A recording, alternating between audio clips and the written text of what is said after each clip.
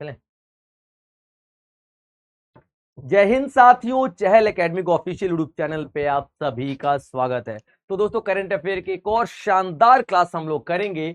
एक एक पॉइंट को डिस्कस करेंगे, डिस्क्रिप्टिव वे में सारी की सारी बातों को हम लोग यहाँ पे कवर करेंगे, जो आपके एग्जाम्स के लिए बेहद जरूरी रहने वाले हैं। तो दोस्तों, आप लोग छोटे छोटे नोट्स बनाते चले ताकि आपके एग्जाम्स में उन नोट्स से हेल्प मिले। ठीक है बच्चे, चलिए पहला टॉपिक यहां पे आता है। पहला एक न्यूज है, आर्टिकल है शक्ति सेमीकंडक्टर चिप से रिलेटेड। ठीक है, देखिए ये शक्ति सेमीकंडक्टर चिप न्यूज में क्यों है और क्यों इसकी बात हो रही है, हर एक पॉइंट पर डिस्कस करेंगे हम लोग। ठीक है, तो सबसे पहले देखते हैं कि सेमीकंडक्टर क्या है, उसके बाद बात करेंगे शक्ति सेमीकंडक्टर क्या है। ठीक है बच्चे, और ये न्यूज में क्यों है।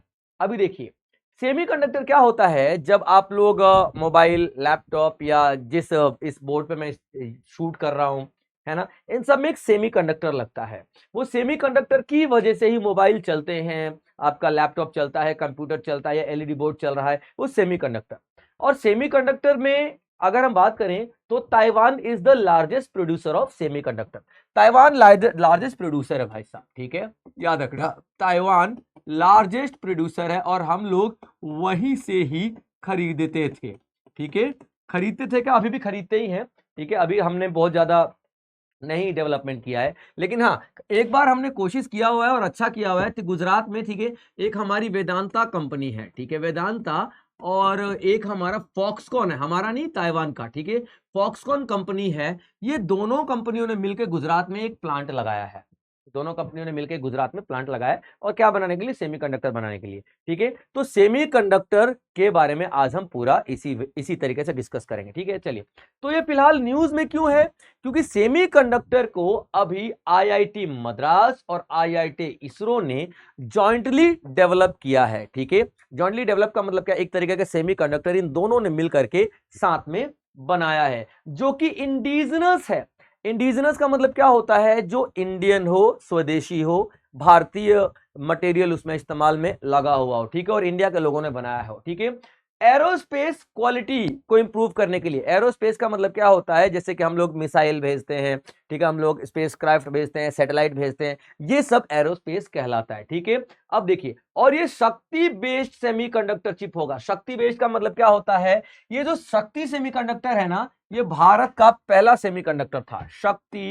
शक्ति सेमीकंडक्टर जो था ना, ठीक है, सेमीकंडक्टर जो था, ठीक है, भारत का पहला सेमीकंडक्टर था। तो इसी के लाइन पर अभी आईआईटी मद्रास ने, ठीक है, आईआईटी मद्रास ने, ठीक है, याद रखना, आईआईटी मद्रास और इसरो ने एक चिप बनाया है एरोस्पेस के लिए, यानी कि अंतरिक्ष की सारी चीजों को स्टडी करने के लिए, पढ़ने के लिए। क्लियर है पॉइंट बच्चे, यहाँ पे याद रखिए। यानी कि हम लोग क्या करेंगे, स्पेस टेक्नोलॉजी में अब इस चिप का इस्तेमाल करेंगे ताकि इंडिया सेल्फ रिलायंस हो सके, आत्मनिर्भर हो सके स्पेस टेक्नोलॉजी के क्षेत्र में। क्लियर पॉइंट बच्चे यहाँ पे, चलिए अब देखते हैं ये वास्तव में है क्या। ठीक है, अब ये जो सेमीकंडक्टर जो बना रहा है इसरो और मद्रास आईआईटी, ये है क्या सेमीकंडक्टर, ये तो समझ में आ गया, इंडिजिनस से ये भी समझ में आ गया। किस लाइन पे बनाया जाएगा, तो शक्ति सेमीकंडक्टर लाइन पे बनाया जाएगा, ये भी समझ में आ गया।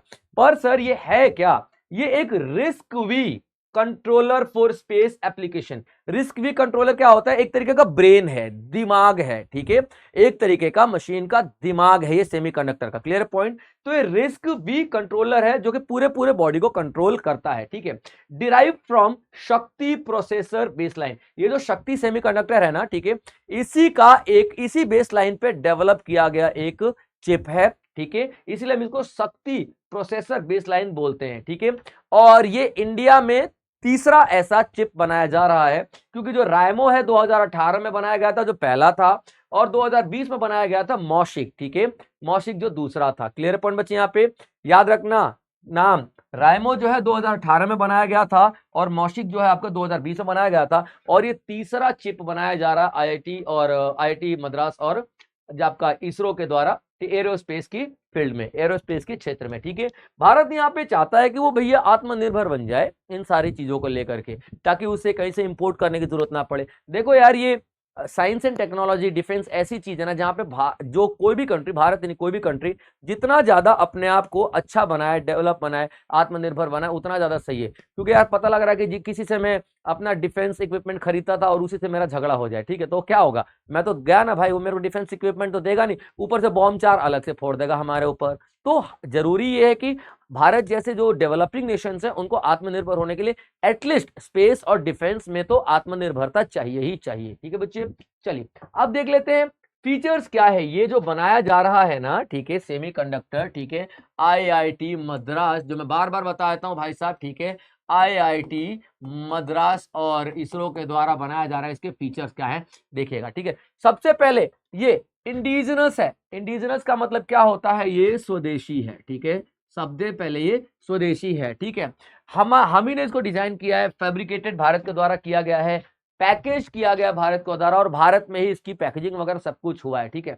एप्लीकेशन कहाँ कहाँ इस्तेमाल करेंगे हम लोग इसको, तो यहाँ पे हम लोग इस्तेमाल करेंगे भाई साहब स्पेस टेक्नोलॉजी में इस्तेमाल करेंगे, ठीक है, इंटरनेट ऑफ थिंग्स में इस्तेमाल करेंगे, IoT, command and control system में इस्तेमाल करने वाले हैं।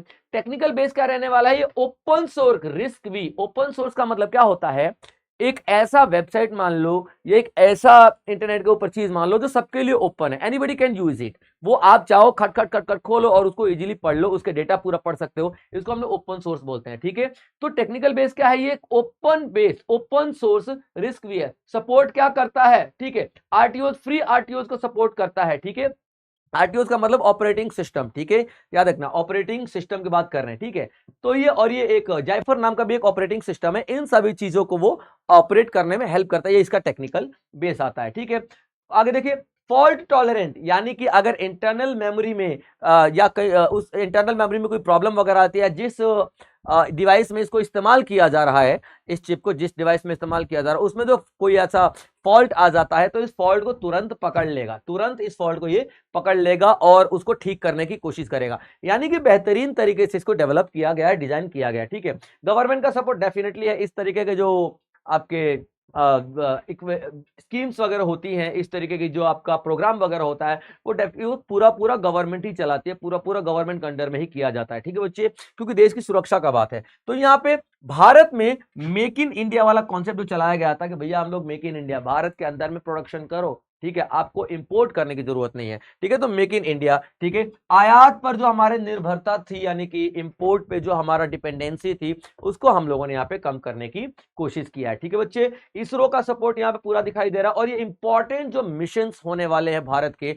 स्पेस वाले मिशन, उसमें ये चिप को इस्तेमाल किया जाएगा, ठीक है बच्चे। तो ये इसरो और आईआईटी मद्रास ने मिलकर एक सेमीकंडक्टर चिप बना रहे हैं और ये सेमीकंडक्टर चिप शक्ति सेमीकंडक्टर की लाइन पर ही बेस्ड होगा, क्योंकि शक्ति भारत ने अपना एक इंडिजिनस चिप बनाया हुआ है, ठीक है बच्चे। चलिए आगे देखते हैं, यहाँ पे एक न्यूज आ रही है, ठीक है, इसका ये इस न्यूज का ये जो आर्टिकल है गांधी जी के ऊपर है, ठीक है, गांधी जी का जन्म दिवस कल गया था यहाँ पे, ठीक है। तो इनका एक आर्टिकल है, ठीक है, बुक्स, हम बात करेंगे books on life of Gandhi ji, life of Gandhi ji, ठीक है बच्चे, गांधी जी।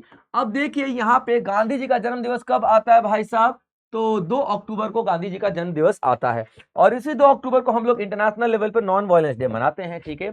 2 अक्टूबर को गांधी जी का जन्म दिवस आता है, ठीक है, याद रखना गांधी जी का जन्म दिवस आता है, ठीक है।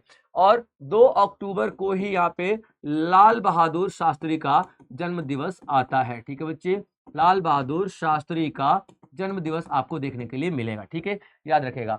तो हम लोग गांधी जी का जन्म दिवस आपका 1869 में, ठीक है, 1869 में 2 अक्टूबर को ही हुआ था और इनका 2 अक्टूबर को ही 1904 के अंदर में लाल बहादुर शास्त्री का जन्म दिवस मनाया जाता है, ठीक है। और 2 अक्टूबर को हम लोग नॉन वायलेंस डे इंटरनेशनल भी मनाते हैं, ठीक है, क्या नॉन वायलेंस डे मनाते हैं हम लोग, ठीक है, याद रखना इंटरनेशनल लेवल पे, यानी अहिंसा दिवस के रूप में हम लोग मनाते हैं, अहिंसा दिवस हम लोग मनाते हैं। क्लियर पॉइंट बच्चे यहाँ पे। चलिए अच्छा, चलिए इस आर्टिकल में आगे बढ़ने से पहले एक बात मैं आपको बताना चाहूंगा, देखिए ये जो हम 2 अक्टूबर मनाते हैं, ये 2 अक्टूबर हम लोग सेलिब्रेट करने वाले हैं या हम लोग करते हैं हर साल 2 अक्टूबर सेलिब्रेट गांधी जयंती के रूप में करते हैं, लेकिन शायद हम लोग ये भूल जाते हैं हमारी जो जनता, मैक्सिमम जनता को ये बात पता भी नहीं है कि 2 अक्टूबर को गांधी जी के साथ साथ लाल बहादुर शास्त्री का भी जन्मदिन आता है। और लाल बहादुर शास्त्री वो महान नेता थे जिन्होंने पूरे देश से आह्वान किया था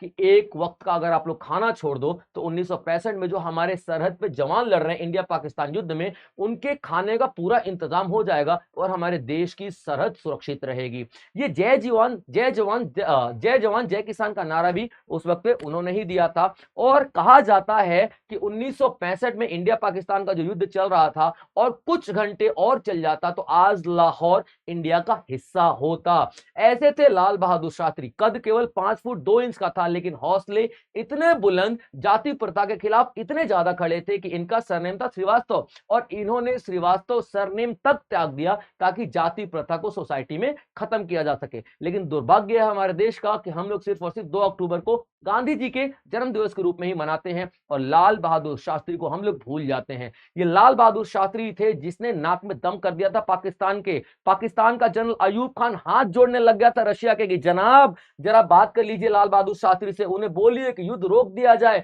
लाल बहादुर शास्त्री नहीं रुकना चाहते थे, जीत सामने थी, लाहौर सामने था भाई साहब, सेना को पूरी आजादी दे दी थी इन्होंने। भाई जिस फ्रंट से लड़ना है लड़ो, मैं जिम्मेदारी लेता हूं, इंटरनेशनल कोर्ट में मैं बोल दूंगा कि हाँ भैया मैं जिम्मेदारी लेता हूं, मेरे साथ क्या ही हो जाएगा, जो भी हो रहा होगा मेरे साथ होगा। सेना को पूरी आजादी दी हर एक फ्रंट पे लड़ने के लिए। जनरल अयूब खान की हालत खराब हो गई, लेकिन क्या है कि ये रशिया के साथ अपनी दोस्ती है, इस वजह से रशिया की बात हमको माननी पड़ी और ताशकंद में समझौता हुआ 10 जनवरी 1966 को, जिसके दौरान ये युद्ध को रोक दिया गया। लेकिन भाई साहब हमें इस दिन को याद रखना चाहिए, हमें इस दिन को भूलना नहीं चाहिए। 2 अक्टूबर को गांधी जी के साथ साथ लाल बहादुर शास्त्री का भी जन्म दिवस आता है और ये भी हमारे देश के महान नेताओं में से एक हैं। ठीक है बच्चे, ये पूरा आर्टिकल आपको गांधी जी के बारे में जरूर है, लेकिन हाँ लाल बहादुर शास्त्री को भी आपको भूलना नहीं है। ठीक है बच्चे, चलिए गांधी जी के बारे में देख लेते हैं। क्यों गांधी जी न्यूज में है? क्योंकि 2 अक्टूबर को गांधी जी का जन्म दिवस आता है। और गांधी जी कौन थे? महात्मा गांधी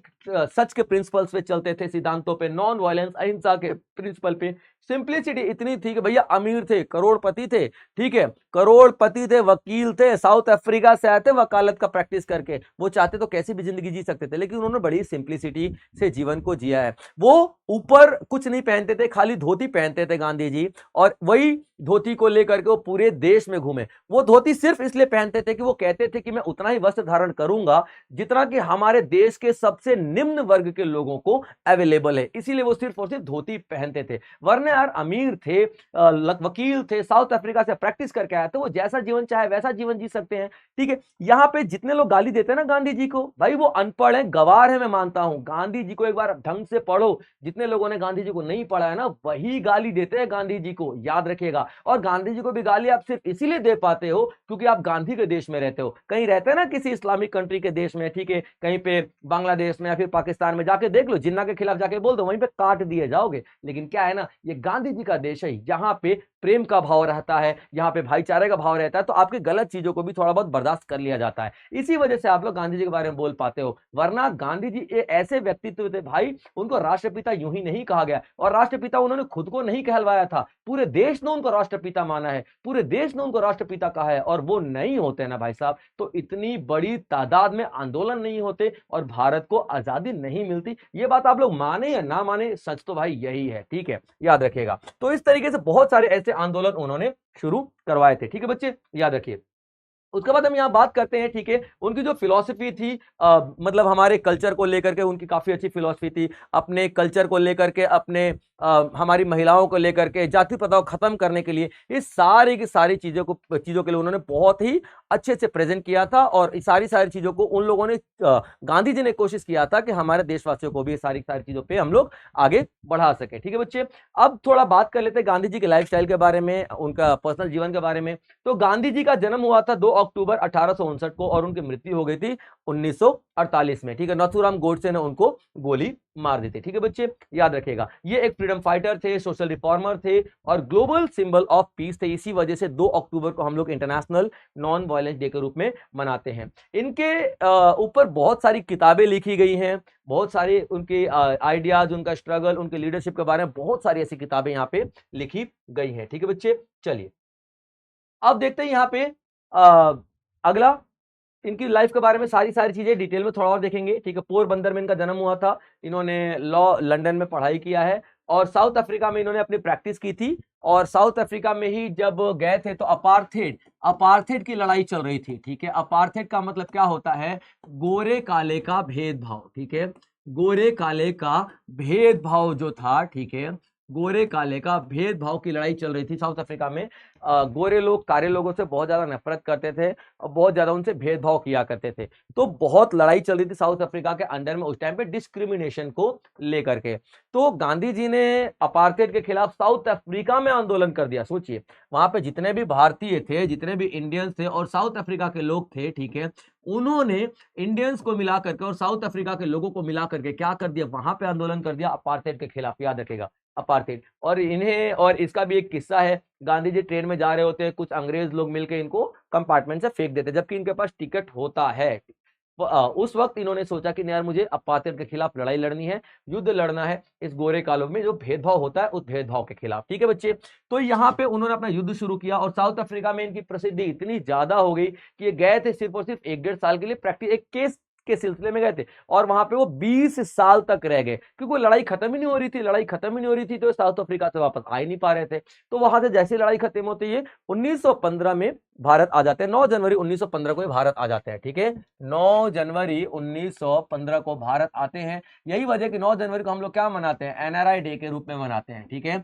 एनआरआई डे के रूप में हम लोग सेलिब्रेट करते हैं, यानी प्रवासी भारतीय दिवस 9 जनवरी को हम लोग हर साल सेलिब्रेट करते हैं, ठीक है बच्चे। अब इंडिया में वो हमारी आजादी के लिए लड़ाई लड़ते हैं। इंडिया में देखते हैं कि भैया किस तरीके की लड़ाई लड़नी है, कैसे हमें आजादी चाहिए। तो इन्होंने सबसे पहले सोचा, देखिए दिमाग वाले थे, वकील थे, इन्होंने सबसे पहले सोचा कि पहले पूरे देश में भ्रमण किया जाए, पूरे देश में घूमा जाए, फिरा जाए, देश की हालत समझी जाए, जायजा लिया जाए, उसके बाद तो हम यहाँ पे लड़ाई लड़ेंगे ना। तो यहाँ पे पूरे देश में घूमते हैं और चंपारण पहुंच जाते हैं 1917 में, ठीक है। चंपारण में एक किसान होता है राजकुमार शुक्ला, ठीक है। और राजकुमार शुक्ला जब गांधी जी के पास जाता है, देखिए चंपारण में क्या होता है कि नील उगाने के लिए अंग्रेज वहां के किसानों को मजबूर करते रहते थे। और नील उगाने की एक नेगेटिव पॉइंट ये है कि एक बार अगर नील आपने उगा दिया तो अगले 4-5 साल तक वहां पे कोई भी फसल नहीं उगेगी, डेफिनेटली नहीं उगती थी। तो किसान बहुत ज्यादा परेशान हो चुके थे कि जबरदस्ती उनको फोर्सफुली नील उगाया जाता था। तो एक किसान था राजकुमार शुक्ला। राजकुमार शुक्ला ने सुना कि गांधी जी ने साउथ अफ्रीका में अपार्थेड के खिलाफ, गोरो खालो के भेद के खिलाफ एक आंदोलन किया था और वो आंदोलन सफल रहा। जो इंसान, जो भारतीय इंसान विदेश में साउथ अफ्रीका में जाके झंडे गाड़ सकता है तो यहां पे तो भारतीयों के साथ खड़ा रहेगा ही। तो राजकुमार शुक्ला पहुंचा गांधी जी के पास और गांधी जी को अपने साथ लेकर के गया चंपारण। और तब चंपारण का पहला आंदोलन किया गया। कहते हैं गांधी जी का पहला सत्याग्रह आंदोलन चंपारण में 1917 में हुआ था। वहीं से इनकी शुरुआत हुई थी आजादी की लड़ाई की। तो ये आगे चल के नॉन कॉपरेशन मूवमेंट जो आपका 1920 में हुआ था, असहयोग आंदोलन हुआ था, ठीक है। और ये क्यों हुआ था, क्योंकि रॉलेट एक्ट लेके आया गया था। रॉलेट एक्ट क्या था, ना अपील, ना दलील, ना वकील, जिस पे शक है उसको अंग्रेज पकड़ते थे, जेल में डाल देते थे, ठीक है। तो 1920 में नॉन कॉपरेशन मूवमेंट आया। सॉल्ट सत्याग्रह 1930 में इन्होंने डांडी मार्च किया गांधी जी ने, और डांडी मार्च में पहुंच के डांडी में उन्होंने मुट्ठी में नमक उठाया और नमक कानून तोड़ दिया। और वहीं से सविनय अवज्ञा आंदोलन शुरू हो गया, सिविल डिसोबीडियंस मूवमेंट शुरू हो गया, ठीक है। उसके बाद इन्होंने सत्याग्रह का प्रैक्टिस किया, यानी कि सत्य को बढ़ाने का प्रैक्टिस किया। उसके बाद अहिंसा को इन्होंने काफी ज्यादा प्रमोट किया, बहुत सारे सोशल वर्क किए, बहुत सारे, ठीक है। जैसे कि अनटचेबिलिटी की बात की, गांधी जी देखो, गांधी जी वो व्यक्ति थे, वो व्यक्तित्व थे कि गांधी जी ने अनटचेबिलिटी को खत्म किया। अनटचेबिलिटी मतलब छुआछूत की बात करें। अरे भाई चलो, मुझे एक बात समझ में आ रही है कि जैसे मान लो मैंने आपके पर्स से 500 रुपए निकाल के आपको थप्पड़ मार लिया तो समझ में आता है कि चलो ठीक है यार, कम से कम, हालांकि गलत है ये, नो डाउट, लेकिन कम से कम 500 रुपए के लिए मैंने आपको मारा है, ठीक है। एटलीस्ट 500 रुपए तो मिल रहा है। लेकिन यार वो अनटचेबिलिटी का क्या मतलब, ठीक है, कि जब मेरे सामने से गुजरोगे तो आपकी परछाई मुझ पर नहीं पड़नी चाहिए। भाई ये तो गलत है, आपकी परछाई मुझ पर पड़ गई तो मेरा क्या जा रहा है, क्या मेरे को 500 रुपए मिले, नहीं मिले ना। अगर मिलते तो चलो ठीक है भैया, मार लो मुझे, कोई दिक्कत वाली बात नहीं, लेकिन उससे आपका कोई फायदा नहीं हो रहा। अपना चप्पल उठा के कोई भी हरिजन ऐसे सर पे उठा के क्यों चलेगा भाई साहब, क्यों? सिर्फ इसीलिए कि भाई आप ऊंची जाति को, वो नीची जाति का है। और नीची और ऊंची जाति का डेफिनेशन आपने बनाया है जनाब, ना हमारे धर्मों में ऊंची और नीची जाति बताई गई है और ना कहीं और बताया गया। हमारे धर्मों में, हमारे ग्रंथों में, याद रखना, जब वर्ण व्यवस्था बांटी गई है ना, तो ब्राह्मण, क्षत्रिय, वैश्य और शूद्र ये काम के अनुसार बांटा गया है। काम के अनुसार, जिसको शिक्षा है, ज्ञान दे सकता है, ब्राह्मण बन जाएगा। जो तलवारबाजी, हथियार अच्छा चलाना चाहता है, रक्षा का कमान संभाल सकता है, उसको हम लोगों ने क्षत्रिय बना दिया। वैश्य व्यापारियों को कहते हैं, और शूद्र वो लोग जो कि सेवा सत्कार करेंगे, जिनको और काम नहीं आते हैं, तो वो सेवा सत्कार वाले काम करेंगे। याद रखिएगा, अगर किसी ब्राह्मण को शस्त्र चलाना आता है तो याद रखिए वो क्षत्रिय बन सकता था उस समय के अनुसार, और क्षत्रिय को वेदों का ज्ञान है, हमारे ग्रंथों का ज्ञान है, तो ब्राह्मण बन सकता था। यानी कि ये काम था, काम के अनुसार बांटा गया था हमारे सोसाइटी को, जो कि आज की डेट में पैट्रियार्किकल चल रहा है भैया। ठीक है भाई, बाप अगर ब्राह्मण है तो बेटा भी ब्राह्मण होगा, उसका बेटा भी ब्राह्मण होगा, चाहे उसको का गगा एबीसीडी भी नहीं आता हो। ऐसा नहीं है भाई साहब, ठीक है, क्षत्रिय का बेटा क्षत्रिय ही रहेगा, चाहे उसको एक कुत्ता भौंक दे तो डर लग जाए उसको, लेकिन वो क्या क्षत्रिय है, आई एम द क्षत्रिय, ऐसा नहीं होता है भाई साहब। ठीक है, वो काम हुआ करता था, काम के अनुसार बांटा गया था। तो गांधी जी भी यही कहते थे, यार वो काम के अनुसार बांटा गया था, आप यहाँ पे अनटचेबिलिटी कैसे लेके आ रहे हो? तो उन्होंने अनटचेबल्स को हरिजन का नाम दिया। हरि मतलब भगवान और जन मतलब व्यक्ति, यानी हरिजन भगवान के जो पुत्र, भगवान की औलादों का नाम दिया गया गांधी जी के द्वारा। तो बहुत ज्यादा उन्होंने अनटचेबिलिटी के खिलाफ भी लड़ाई लड़ी है। ठीक है, उन्होंने वुमेन्स के राइट को काफी ज्यादा बढ़ावा दिया है। उनका यह कहना था गांधी जी का कि महिलाओं को स्पेशल अधिकार मिलने चाहिए, लेकिन हाँ ये भी बोला था उन्होंने, कहीं ना कहीं देखिए गांधी जी की विचारों से यहां पे मैं थोड़ा असहमत हूं। गांधी जी का यह कहना था कि औरतों को जो स्वतंत्रता संग्राम चल रहा है ना, पुरुषों की मदद करनी चाहिए, लेकिन पुरुषों की मदद मैदान में उतर के नहीं करनी चाहिए। पुरुषों के लिए खाना बनाओ, पुरुषों को मैदान के लिए तैयार करो, युद्ध के लिए तैयार करो, रणनीति में पुरुषों की हेल्प करो, आप मैदान में मत उतरो। पुरुषों को शक्ति दो, मजबूत बनाओ घर में रह करके। यहां पे मैं थोड़ा गांधी जी की विचारधारा से असहमत हूं, मुझे नहीं लगता। यहां पे मैं सुभाष चंद्र बोस की विचारधारा से बिल्कुल सहमत हूं। वो बोलते थे, उन जो आजाद हिंद फौज बनाई गई थी उसमें एक रेजिमेंट था, रानी झांसी लक्ष्मीबाई रेजिमेंट। साहब भाई औरतों के लिए था, औरतों के लिए पूरी औरतें उसमें शामिल होती थी उस रेजिमेंट में, और क्या बोला गया था, कोई प्रिविलेज नहीं मिलेगा, आप लेडी हो जेंट्स हो कोई मतलब नहीं है, आप सैनिक हो, ये बात याद रखना। ऐसा सुभाष चंद्र बोस का कहना था। उसी मिट्टी पे अगर आदमी बैठ रहे हैं तो उसी मिट्टी पे एक औरत को भी बैठना पड़ेगा। उसी जंगल में अगर आदमी जा रहे हैं, भटक रहे हैं आजाद हिंद फौज के सैनिक, तो उसी जंगल में एक फीमेल सैनिक को भी भटकना पड़ेगा। वही सूखी रोटी अगर मेल सैनिक खा रहे हैं तो वही सूखी रोटी एक फीमेल सैनिक को भी खाना पड़ेगा। ये सुभाष चंद्र बोस का कहना था। यानी कि एक औरत होने के नाते हम आपको कोई भी प्रिविलेज नहीं देंगे, क्योंकि औरत शक्ति का रूप है, औरत अपने आप में शक्तिशाली है, औरत अपने आप में बुद्धिमान है, उसको किसी सहारे की जरूरत नहीं है, किसी तरीके की पार्शियलिटी की जरूरत नहीं है। ये विचारधारा थी सुभाष चंद्र बोस की। लेकिन गांधी जी का ऐसा कहना था कि नहीं, औरतों को थोड़ा घर में रह लेना चाहिए, औरतों को मर्दों को सपोर्ट करना चाहिए, घर में रह के अच्छा खाना बना के दो उनको, उनकी अच्छी परवरिश करो ताकि वो देश के लिए तैयार हो जाए। मैं यहाँ पे थोड़ा सा गांधी जी से असहमत हूं और सुभाष चंद्र बोस के साथ में हूं। मुझे नहीं लगता कि गांधी जी को यह विचारधारा रखनी चाहिए, लेकिन चलिए वो तो बात की बात है। अब गांधी जी ने हमें आजादी दिलाई है और वो काम किया है कि जो भैया मुश्किल ही था उनके बिना, तो इसलिए हम उनको मानते हैं। मैं तो पर्सनली बहुत मानता हूं। अब देखिए, जो बुक्स की बात कर रहे हैं, गांधी जी के ऊपर कौन कौन सी किताबें यहाँ पे लिखी गई, कुछ इंपॉर्टेंट किताबों के बारे में हम यहाँ पे बात कर लेंगे। ठीक है बच्चे, याद रखिएगा। तो सबसे पहले आता है गांधी जी की खुद की, ठीक है, ऑटोबायोग्राफी की बात करें। ठीक है, ये क्या ऑटोबायोग्राफी है? ठीक है, उन्होंने खुद ही यहाँ पे ऑटोबायोग्राफी लिखी थी, यानी कि the story of my experiment with truth. Gandhi ji ने जितना भी घूम घूम के यात्रा किया है पूरे देश में, आजादी की लड़ाई लड़ने के लिए, आजादी की लड़ाई करने के लिए, आजाद कराने के लिए, उन्होंने कभी भी नहीं बोला कि मुझे पूरा ज्ञान आ गया है। गांधी जी ने हमेशा बोला है कि मैं एक्सपेरिमेंट कर रहा हूं अपने जीवन के साथ, कि मैं और बेहतर क्या क्या कर सकता हूं लोगों के लिए, मानवता के लिए, अहिंसा के लिए। तो उन्होंने एक्सपेरिमेंट की बात किया है, तो उसी एक्सपेरिमेंट के लिए उन्होंने किताब लिखी है, my experiment with the truth. ये ऑटोबायोग्राफी है गांधी जी की। ठीक है, याद रखें, गांधी जी ने खुद ही लिखा है। ठीक है, गांधी बिफोर इंडिया, गांधी जी की अर्ली लाइफ के बारे में लिखा गया, उनकी पढ़ाई लिखाई पर्सनल लाइफ के बारे में बताया गया। ठीक है, my dear Bapu, letter with Raja ji. Raja ji ने एक कुछ राजा जी के कुछ लिखे हुए खतों का संग्रह है। राजा जी का मतलब क्या है? राजगोपालचारी। ठीक है, राजा गोपालचारी को मैं यहाँ पे बात कर रहा हूँ, राजा गोपालचारी को मैं यहाँ पे राजा जी कह रहा हूँ। ठीक है, तो राजा जी के द्वारा लिखी गई थी, ये बात आप लोग याद रखें, क्लियर पॉइंट। उसके बाद the good boatman, the good boatman यहाँ पे जगमोहन गांधी जी के द्वारा लिखा गया था। क्या नाम था उनका? जगमोहन गांधी जी, याद रखना, जगमोहन गांधी। अब गांधी जी हैं, ठीक है, तो जाहिर सी बात है गांधी जी से कोई रिश्ता होगा, तो ये ग्रैंड सन है गांधी जी के। कौन? ग्रैंड सन है गांधी जी के, गांधी जी के पोते हैं, और जिन्होंने ये किताब लिखी है गांधी जी के ऊपर, द गुड बोटमैन। ठीक है बच्चे, याद रखना। गांधी प्रिजनर ऑफ होप, यानी एक बहुत सारे हिस्टोरियंस के व्यूज है इस किताब में, और ये हिस्टोरियंस इंडियंस नहीं है, यही एक इकलौती गांधी जी के ऊपर किताब है जो कि अंग्रेजों ने लिखी है। ठीक है बच्चे, आई एम गांधी, ठीक है, बच्चों के लिए लिखा गया है। और एक और आता है वाई आई किल्ड या फिर एसेसिनेट गांधी वो नथुराम गोडसे ने और गोपाल दास गोडसे ने लिखी थी। ठीक है बच्चे, कि मैंने गांधी को क्यों मारा। यहाँ पे पूरा पूरा व्याख्या दिया गया था गांधी जी की हत्या के बारे में। ठीक है बच्चे, चलिए अगला जो न्यूज आता है बच्चों, याद रखिएगा छत्तीसगढ़ से है अगली न्यूज। और ये अगली न्यूज क्या बताती है हमें, ठीक है, इंडियाज फर्स्ट यानी कि India's first child marriage free district. ठीक है बच्चे, चाइल्ड मैरिज फ्री डिस्ट्रिक्ट, यानी कि भारत का पहला ऐसा जिला जो कि चाइल्ड मैरिज से फ्री हुआ है, यानी कि वहां पे अब बाल विवाह नहीं होते हैं। पहला ऐसा जिला है, याद रखिएगा। क्लियर पॉइंट बच्चे, यही आपका आज का आर्टिकल है। तो न्यूज में क्यों है, बेलौड नाम का एक जिला है, कहां पे, छत्तीसगढ़ में। ठीक है, बेलौड नाम का जिला है, बेलौड। ठीक है बच्चे, बेलौड या फिर बेलौद नाम का एक जिला है छत्तीसगढ़ में।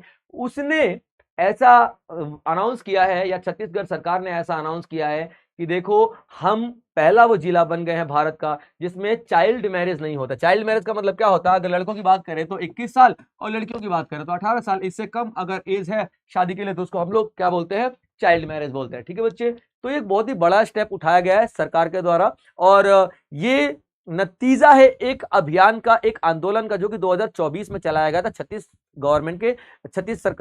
गवर्नमेंट के द्वारा। छत्तीसगढ़ गवर्नमेंट ने 2024 में एक एक्ट चलाया था, एक अभियान चलाया था। उस अभियान में हम लोगों ने क्या किया था, ठीक है, चाइल्ड मैरिज जो हो रहे थे उसको खत्म करना अपना, यानी बाल विवाह हो रहा था उसको खत्म करना अपना लक्ष्य रखा था। तो वो अभियान का ही ये एक अच्छा खासा रिजल्ट आपको देखने के लिए मिलेगा। ठीक है, child protection and social reform की यहाँ पे बात हो रही है। ठीक है, चलिए अब देखते हैं एक ऐसा डिस्ट्रिक्ट बेलौद, ठीक है, जिसमें कितनी ग्राम पंचायत, 436 ग्राम पंचायत और 9 अर्बन बॉडीज को सर्टिफिकेट दिया गया है कि भैया इस अर्बन बॉडी में 9 अर्बन बॉडीज हैं और 436 ग्राम पंचायत, सर्टिफिकेट दिया गया है वहां पे कि यहाँ पे कोई भी चाइल्ड मैरिज अभी तक नहीं हुआ है पिछले 1 साल में। तो ये 100% फ्री कर दिया गया है इन जगहों को, इस जिले को, छत्तीसगढ़ का जो जिला है। ठीक है बच्चे, याद रखना। कैंपेनिंग जो है शुरुआत हुई थी 2024 में, आपको बता चुका हूं, चाइल्ड मैरिज फ्री इंडिया बनाने के लिए, यानी कि बाल विवाह से मुक्त कर डालना है हमारे भारत को। ठीक है बच्चे, अब इसमें जो इंपॉर्टेंट पर्सनालिटीज है उनकी बात कर लेते हैं। तो कलेक्टर साहिबा है दिव्या उमेश मिश्रा, इन्होंने बहुत इंपॉर्टेंट रोल प्ले किया है। उसके बाद सीएम की बात करें विष्णु देव साई, डेफिनेटली जिस राज्य की बात हो रही है उस राज्य का सीएम इंपॉर्टेंट हो ही जाता है, तो विष्णु देव साई। मिनिस्टर लक्ष्मी राजावड़े, ठीक है, और उसके बाद मेन गोल क्या था, यही आपका कि पूरे छत्तीसगढ़ को हम बाल विवाह से मुक्त करवाना है। क्लियर पॉइंट बच्चे यहाँ पे। चलिए इसका इंपॉर्टेंस क्या है कि हमें वुमेन्स के राइट्स को, यानी महिलाओं के अधिकार को हम लोग यहाँ पे प्रमोट कर रहे हैं, महिलाओं की शिक्षा को प्रमोट कर पा रहे हैं, हम लोग सामाजिक जागरूकता लेके आ पा रहे हैं। कि देखिए होता क्या है कि ना पुरुष ना महिला, यानी कि ना लड़का ना लड़की, कोई भी मानसिक या शारीरिक रूप से तैयार नहीं हुए हैं, 18 साल और 21 साल के नहीं हुए, उसके बावजूद यहाँ पे शादी करा दी जाती है, तो उसको बाल विवाह की कैटेगरी में डाल दिया जाता है। तो छत्तीसगढ़ का बलौद जिला ना पहली बार ऐसा जिला बना है, भारत का पहला ऐसा जिला बना है जिसमें अभी बाल विवाह पूरी तरीके से खत्म हो चुका है, जिसको 436 ग्राम पंचायत थे और 9 अर्बन बॉडीज को सर्टिफिकेट दे दिया गया है। ठीक है, भारत के सभी जिलों को, सभी राज्यों को ऐसे कैंपेनिंग चलानी चाहिए, क्योंकि सीधी सीधी बात है ना यार, यहाँ पे भाई डेवलपमेंट हुआ नहीं, ना मानसिक डेवलपमेंट ना शारीरिक डेवलपमेंट, शादी में उसको झोंक दो बेचारों को, और शादी हो गई है तो झेलना तो पड़ेगा ही, संभालना तो पड़ेगा ही। और झेलेगा कौन, वो दोनों बाराती तो आते हैं, खाना वाना खा के चले आते हैं। ठीक है, माँ बाप का क्या है, शादी कर दिया, ठीक है, अपनी जिम्मेदारी से मुक्त हो लिए, भैया इन दोनों को पूरी जिंदगी निभाना है ना। ये दोनों अभी शादी शब्द मतलब ही समझ नहीं पा रहे हैं और आप लोग उनकी शादी करा देते हो, ऐसा थोड़ी ना होता है। तो छत्तीसगढ़ ने बहुत ही अच्छा काम किया है भाई साहब यहाँ पे, और पूरे भारत के सभी राज्यों को, सभी डिस्ट्रिक्ट को इनसे सीख लेनी ही चाहिए। ठीक है बच्चे, याद रखिएगा, ये एक मॉडल के रूप में काम कर रहा है, मॉडल के रूप में, यानी कि एक एग्जाम्पल के रूप में काम कर रहा है पूरे भारत के लिए। चलिए अगला देखते हैं, आरएसएस कंप्लीट्स 100 इयर्स ऑफ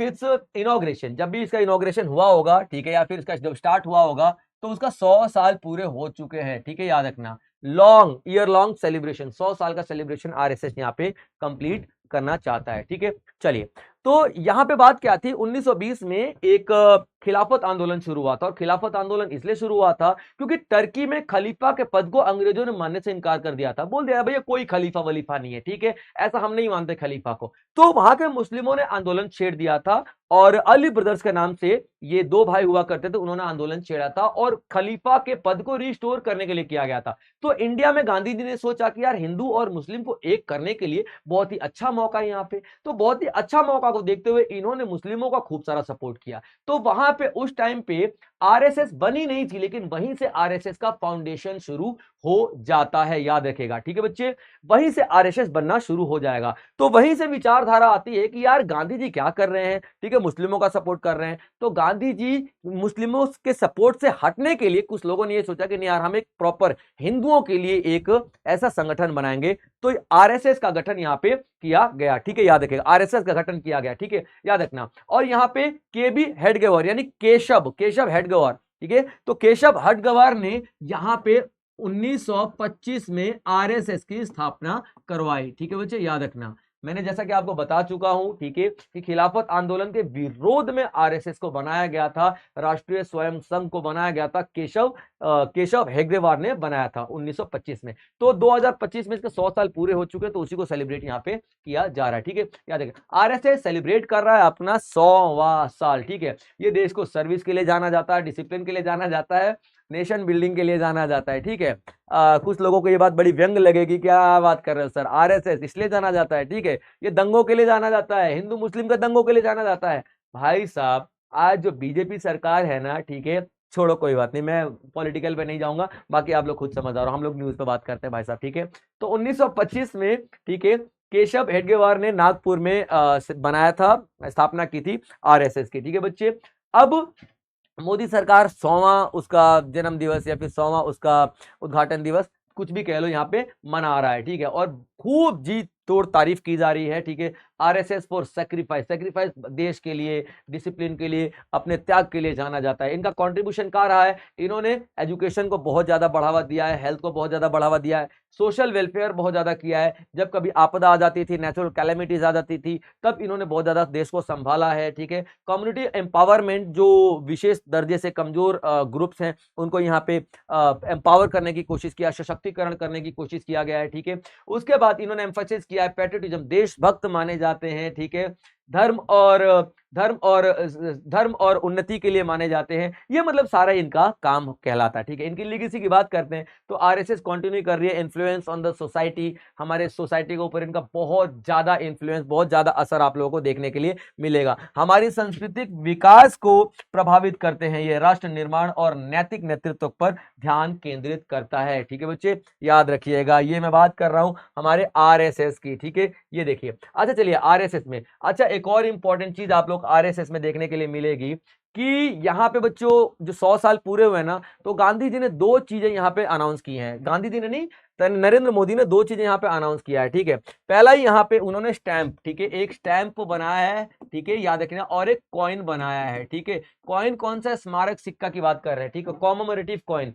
तो आरएसएस के जैसे 100 साल पूरे हो गए 2025 में, क्योंकि 1925 में इसको बनाया गया था केशव हेडगेवार के द्वारा, तो 100 साल पूरे जैसे ही होते हैं, तो अभी नरेंद्र मोदी ने एक कॉमेमोरेटिव कॉइन यानी कि स्मारक सिक्का लॉन्च किया और स्टैंप किया है। तो देखिए हैरानी की बात यह है कि चलिए एक सिक्के पे भारत माता की तस्वीर, पहली बार किसी सिक्के पे भारत माता की तस्वीर लगाई गई है, भारत माता की पूरी तस्वीर लगाई गई है, मूर्ति जैसा लगाया गया है। इससे पहले भारत माता का एक नक्शा होता था भारत का, वो लगा दिया जाता था, भारत सरकार लिखा जाता था, तो पहली बार भारत माता की मूर्ति लगाई गई, ये तो चलो समझ में आता है। लेकिन यहाँ पे आरएसएस का भी चिन्ह लगाया गया है उसके ऊपर, आरएसएस के कार्यकर्ताओं का भी चिन्ह लगाया गया है ऊपर। मुझे ये नहीं समझ में आता है कि आरएसएस कोई सरकारी संस्था है क्या कि जिसको सम्मान देने के लिए यहां पर अब आरएसएस के कार्यकर्ताओं की भारत के सिक्के पर भाई साहब तस्वीरें लगाओगे कार्यकर्ताओं की, आरएसएस की, वो भी, ठीक है। आप नहीं कर सकते ऐसा, आप एक संवैधानिक पद पे हो, आप किसी एक के प्रधानमंत्री नहीं हो, आप ऑपोजिशन वाले के भी प्रधानमंत्री हो, आप एसटी वाले के भी प्रधानमंत्री हो, आप हिंदू के भी प्रधानमंत्री हो, मुस्लिम के भी प्रधानमंत्री हो,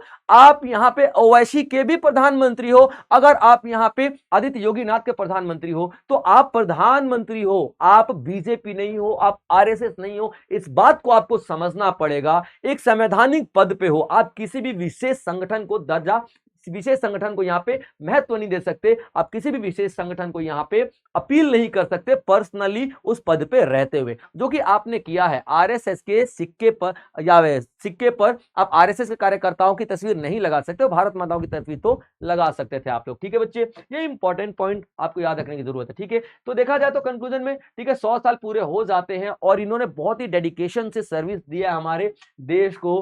ठीक है, इन्होंने नेशन बिल्डिंग में काम किया है। ठीक है, इन्होंने सोसाइटी में काम किया है, सोसाइटी के लिए बहुत काम किया है। लेकिन देखिए मेरा आरएसएस से, देखिए 100 साल पूरे हो जाना ही एक बड़ी बात नहीं है ना, कि आपकी संस्थान बेटा 100 साल से काम कर रहा है। देखिए मेरा सवाल ये है कि मैंने जितना भी नॉन कॉपरेशन मूवमेंट पढ़ा, डांडी मार्च पढ़ा, या फिर क्विट इंडिया मूवमेंट पढ़ा, या फिर कोई भी आंदोलन की आप बात कर लो जो कि आजादी के लिए किया गया था, किसी भी आंदोलन में आरएसएस के कार्यकर्ताओं का नाम क्यों नहीं आता है, केशव हेडगेवार का नाम क्यों नहीं आता है, जबकि उन्होंने ही आरएसएस बनाया था। उस टाइम तो वे गुलाम थे ना, तो उस टाइम तो सबकी प्रायोरिटी होनी चाहिए कि हमारा देश भारत कैसे आजाद होगा। लेकिन आरएसएस का कोई भी कार्यकर्ता, आरएसएस का कोई भी ऐसा बंदा आजादी की लड़ाई में नहीं शामिल होता है। इनफैक्ट कई जगह तो ऐसे साक्ष्य मिलते हैं, कई जगह तो ये सारी चीजें प्रूफ मिलती हैं कि आरएसएस नहीं चाहती थी कि हम लोग आजाद हों, आरएसएस अंग्रेजों का फेवर में हुआ करती थी। वरना ऐसी क्या बात थी भाई, इतना बड़ा मंच आपके पास था और उस मंच का इस्तेमाल आपने भारत की आजादी के लिए नहीं किया था। कुछ तो बात रही होगी, कुछ तो सच्चाई रही होगी। इसलिए देखिए आरएसएस हो सकता है कि अच्छा काम करे, एजुकेशन में काम कर रही है, संस्कृति को बढ़ावा देने में काम कर रही है, या फिर हो सकता है कि हमारी सोसाइटी में इक्वालिटी लाने की बात कर रही है। लेकिन कहीं ना कहीं आरएसएस इस बात पर पीछे रह गई कि एट दैट टाइम आरएसएस को जरूरत थी हमारी आजादी की लड़ाई को प्रायोरिटाइज करने की, लेकिन आरएसएस वहां पे फेल हो जाती है। ठीक है बच्चे, चलिए आगे बढ़ते हैं, अगला आर्टिकल भी देख लेते हैं आपका क्या आता है। Imagine a world with more women in science campaigning.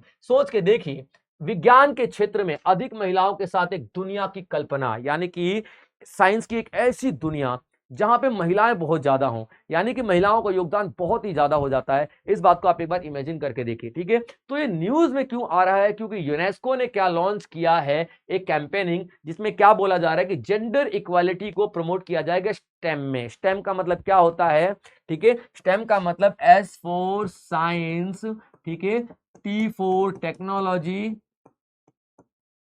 ठीक है, E for engineering and M for mathematics. ठीक है बच्चे, तो स्टेम में जेंडर इक्वालिटी यानी कि वुमेन को फेवर करने के लिए, प्रायोरिटाइज करने के लिए क्या दिया जा रहा है, यहाँ पे महत्व दिया जा रहा है, इंपॉर्टेंस दिया जा रहा है। और यहाँ पे यूनेस्को ने इस बात को अनाउंस किया है, क्लियर है, ताकि यंग वुमेन को काफी ज्यादा प्रोत्साहन मिल सके, इसलिए न्यूज में। अब देखिए क्या है, ठीक है, हम लोग वुमेन साइंटिस्ट जो है उनके इंपॉर्टेंस को हाईलाइट करने की कोशिश कर रहे हैं। यहाँ पे यूनेस्को खासकर लोगों को बता रहा है कि देखो भैया, औरतों का कहीं ना कहीं दिमाग हमसे ज्यादा तेज चलता है। ठीक है, हो सकता है कि पुरुष शारीरिक रूप से ताकतवर हो सकता है कि पुरुष शारीरिक रूप से बलशाली हो, लेकिन जब भी दिमाग की बात आएगी, जब भी दिमागी शक्ति की बात आएगी, सोचने की बात आएगी, डिसीजन मेकिंग की बात आएगी, तो याद रखिएगा एक औरत ज्यादा अच्छा सोच सकती है किसी भी एक पुरुष से, और ये बात सत्य है, चाहे हम लोग माने या फिर ना माने। तो वही यहाँ पे यूनेस्को कह रहा है कि भैया औरतों को साइंस में अगर हम लोग ज्यादा से ज्यादा चांस दें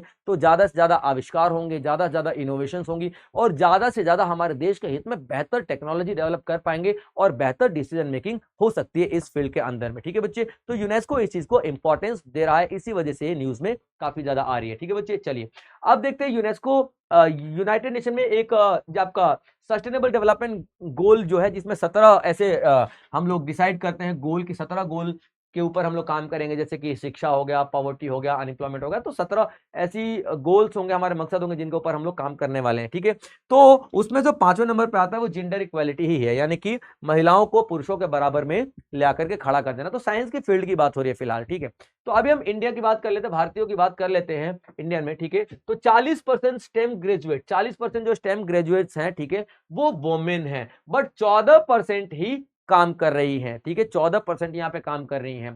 ठीक है, अब देखिए बैरियर क्या है, जेंडर के नाम पे उनको जैसे मेल फीमेल के नाम पे, जेंडर के नाम पे उनको भेदभाव किया जाता है, ठीक है। लैक ऑफ मेंटोरशिप, औरतों को मेंटोरशिप सही नहीं मिलती है। कल्चरल नॉर्म्स की बात कर ले, कल्चर के नाम पे उनको दबाया जाता है। उसके बाद लिमिटिंग फंडिंग, औरतों के लिए फंड या फिर पैसे रुपए का इस्तेमाल भी बहुत ही कम किया जाता है, ठीक है बच्चे। अब देखिए इनिशिएटिव लिया गया है, वुमेन साइंटिस्ट स्कीम लॉन्च किया गया है, ठीक है। डीएसटी पॉलिसीज लॉन्च की गई हैं ताकि भारत में हमारे जो महिलाओं के योगदान को विज्ञान के अंदर में काफी ज्यादा बढ़ावा मिल सके, ठीक है। महत्व की बात कर लेते हैं तो आप देखिए नवाचार और आर्थिक विकास को बढ़ावा देता है, यानी कि इनोवेशंस की बात करें, ठीक है। इनोवेशंस की बात कर लेते हैं तो 27% जीडीपी में हमारा बढ़ोतरी हो जाएगी अगर हम लोग यहाँ पे महिलाओं को शामिल कर लेते हैं, बराबर का दर्जा दे देते हैं पुरुषों के बराबर में। तो क्लियर पॉइंट यहाँ पे याद रखें, ठीक है। वर्ल्ड रैंक की बात कर रहे हैं, वर्ल्ड रैंक की बात कर रहे हैं, ठीक है बच्चे, याद रखें। तो अभी हम लोगों ने क्या देखा हुआ है कि जो स्टेम है, स्टेम ग्रेजुएट्स की बात करें, स्टेम का मतलब S for science, T for technology, E for engineering और एम फॉर मैथमेटिक्स। तो स्टेम ग्रेजुएशन है ना, उसमें 40% महिलाएं ग्रेजुएट होती तो हैं, लेकिन उनमें से नौकरी सिर्फ और सिर्फ 14% करती हैं। तो ये कंसर्न है हमारा सस्टेनेबल डेवलपमेंट गोल नंबर 5 का कि इसमें जेंडर इक्वालिटी क्यों नहीं है भाई। तो यहाँ पे बहुत सारी समस्याएं दिखाई दे रही हैं। तो यूनाइटेड नेशन ने, यूनेस्को ने इसी बात को सामने रखा है और बोला है पूरी दुनिया को, देखो भैया आप लोग अगर चाहते हो अपनी जीडीपी को बढ़ावा देना तो इंटरनेशनल लेवल पे एक सर्वे किया गया है, एक रिसर्च किया गया है जिसमें यह बताया गया है कि अगर मेल और फीमेल का रेशियो 50-50 हो जाता है तो किसी भी देश की जीडीपी 27% तक बढ़ जाएगी, 27% तक बढ़ जाएगी। और ये एक फायदे की बात है, एक सोचने वाली बात है। भारत को भी ऐसे चीजों को अपनाना चाहिए, भारत को भी यूनेस्को की इस सलाह को मान लेना चाहिए, 50-50 का रेशियो दे देना चाहिए, एजुकेशन में 50-50, जॉब अपॉर्चुनिटीज में 50-50। लेकिन धीरे धीरे आएगी ये चीजें हमारे भारत के अंदर। अभी बहुत सारी ऐसी पुरानी प्रथाएं चली आ रही हैं हमारे देश में जो कि महिलाओं को रोकती हैं। बहुत सारे ऐसे गलत गलत कुरीतियां हैं जिनको कि रोके जाने की जरूरत है, जिनकी वजह से हमारी महिलाएं, हमारी माताएं और बहनें अच्छा तरक्की नहीं कर पा रही हैं, अच्छा अपॉर्चुनिटीज को अवेल नहीं कर पा रही हैं, ठीक है बच्चे। चलिए अगला देख लेते हैं, डेथ पेनल्टी की बात कर लेते हैं। डेथ पेनल्टी यानी कि कैपिटल पनिशमेंट की बात करेंगे हम यहाँ पे बच्चे, ठीक है। कैपिटल पनिशमेंट, ठीक है। चलिए कैपिटल पनिशमेंट,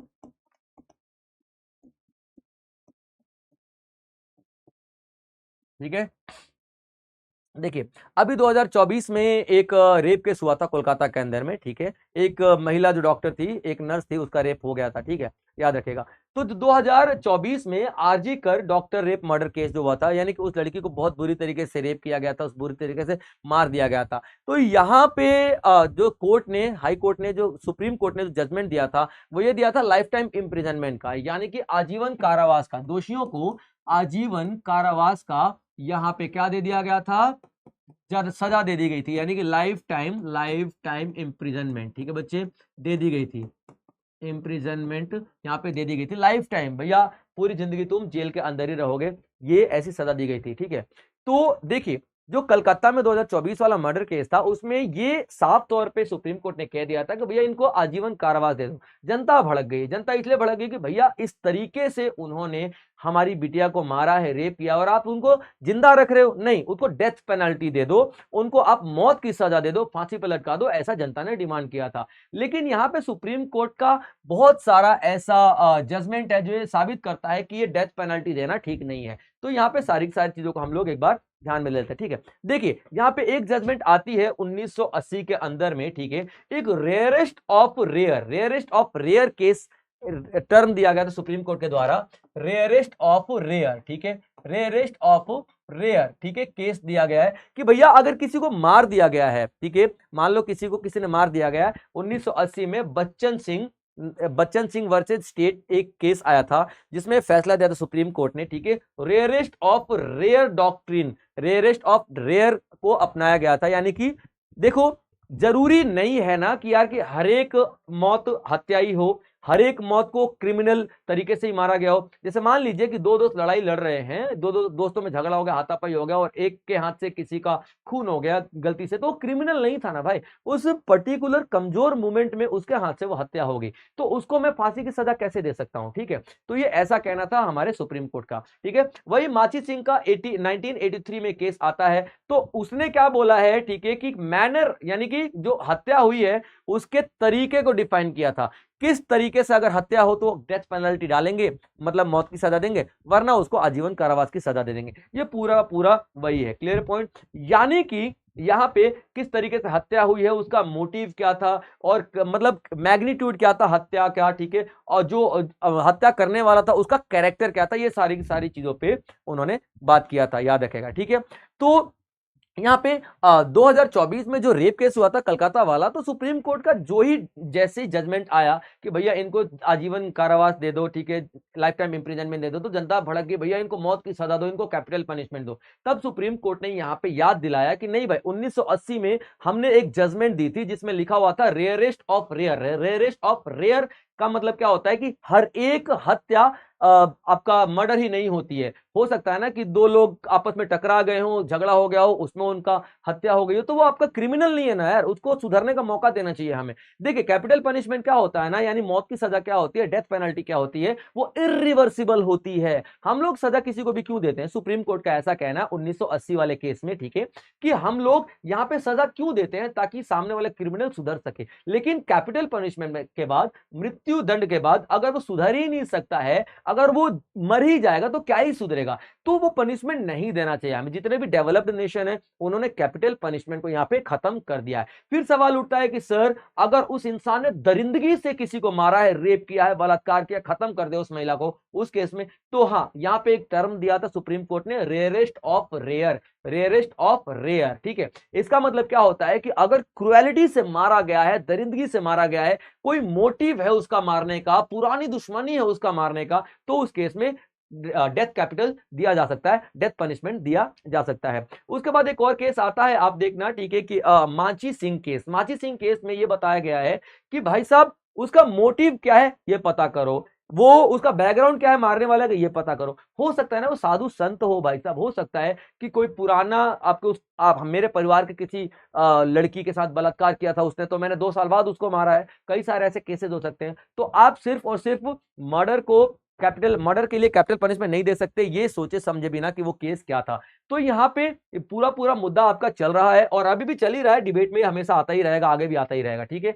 तो देखिए ग्लोबल लेवल की अगर हम बात कर लेते हैं, ठीक है, 2023 में एग्जीक्यूशन यानी कि मौत की सजा चाइना में, ईरान में, सऊदी अरेबिया में, सोमालिया में, यूएसए में, ठीक है, ये सब मिला के तकरीबन तकरीबन 112 देशों ने मौत की सजा खत्म कर दी थी, ठीक है। 112 देशों ने मौत की सजा यानी कि कैपिटल पनिशमेंट, डेथ पेनल्टी को खत्म कर दिया था।